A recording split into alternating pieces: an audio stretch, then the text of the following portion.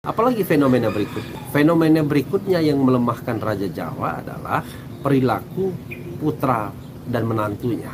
Di akhir jabatannya, dia tidak lagi bisa menghindar bahwa mereka adalah keluarga yang bermasalah.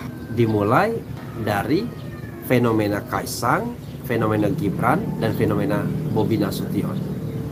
Kalau fenomena Bobi Nasution, jelas ya, paling tidak ada 3 hal yang disebut-sebut. Satu, mengenai penggunaan jet pribadi yang konon berasal dari pengusaha di Medan, dan pengusaha tersebut sebenarnya pengusaha hitam ya. Kemudian yang kedua, disebut-sebut memiliki izin tambang Blok Medan, artinya dia main tambang juga. Dan yang ketiga, disebut-sebut almarhum Faisal Basri terlibat di dalam kasus dugaan ekspor ilegal nikel. Itu 3 hal yang terkait dengan sang menantu. Kemudian hal yang juga terkait dengan putranya sendiri, Kaisang Pangarep, lagi-lagi jet pribadi.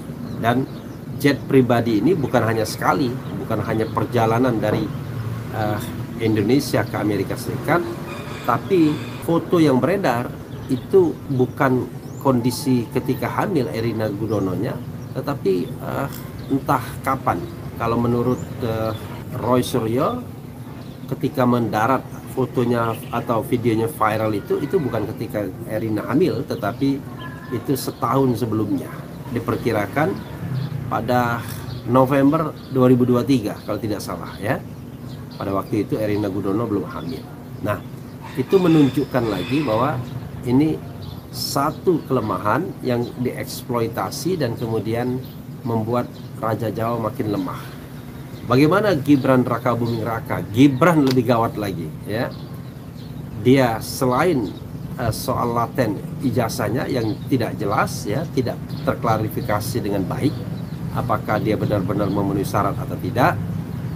Yang kedua adalah, sobat era sekalian, terkait dengan perkataan Rocky Gerung bahwa setiap Sabtu ada menteri-menteri yang setor kepada Gibran. Setiap Sabtu dia bilang ya, atau setiap pekan ya, kalau Rocky menyebutnya Sabtu. Kemudian berikutnya lagi adalah ya akun Fufu Fafa.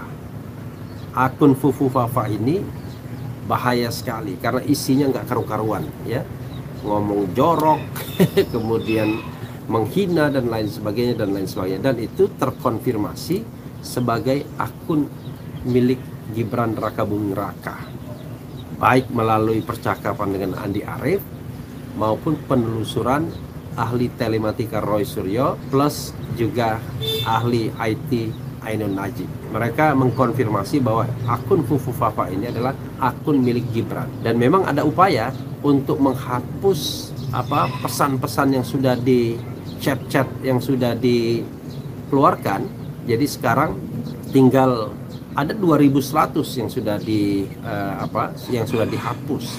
Pertanyaannya adalah siapa yang menghapusnya? Tidak mungkin kan satu orang, pasti ada pasukan tertentu yang menghapusnya. Jadi ini juga melemahkan Mulyono jadinya ya.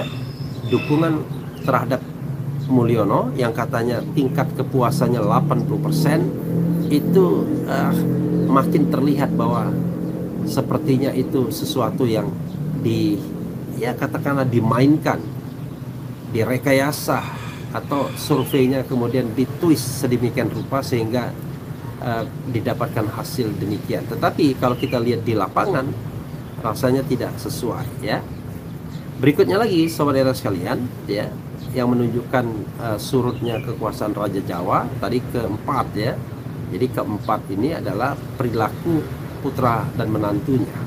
Yang kelima yang menunjukkan surutnya Raja Jawa, tadi yang keempat terbongkarnya kelakuan menantu dan putranya, karena ini menjadikan kelemahan ya. Nah, yang kelima sobat era sekalian, sepertinya Raja Jawa tidak yakin lagi bisa mengendalikan pemilu.